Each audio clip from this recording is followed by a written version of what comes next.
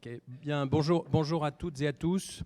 Mon rôle cet après-midi est d'être monsieur Loyal, de poser des questions surtout sur la deuxième table ronde de cet après-midi. Je laisserai le panel, vous pouvez le découvrir, chacun se présentera individuellement. Ce que nous devons traiter tous ensemble, c'est l'objectivité dans l'expertise comptable et plus particulièrement dans l'évaluation. Donc, il y a cette table ronde, si je puis dire, est prévue en 2 temps.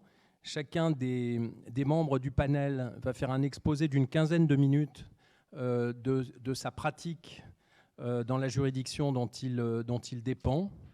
Et il y aura on fera une pause et il y aura une deuxième partie de cette table ronde qui consistera sur un certain nombre de questions à identifier finalement ce que sont les principes fondateurs de l'expertise, quel que soit le régime local de la juridiction qui s'applique. Expert du juge, expert de partie ou expert witness, de comprendre finalement ce qui fonde et ce qui scelle les principes conducteurs de ce que doit être le comportement d'un expert.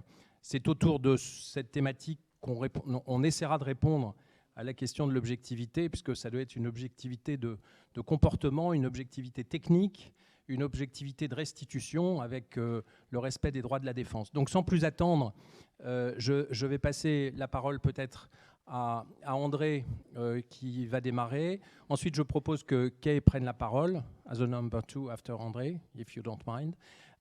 Et après, je laisserai la parole à Franck, puis Gilles. Et nous avons 2 amis avocats qui sont venus pour donner finalement un point de vue aussi extérieur sur l'utilité de l'expertise. Et j'espère qu'ils rebondiront sur ce qui a été dit ce matin par Madame Ferral-Schul sur la nécessaire, le comportement nécessaire et les éléments essentiels qui fondent une expertise utile et objective.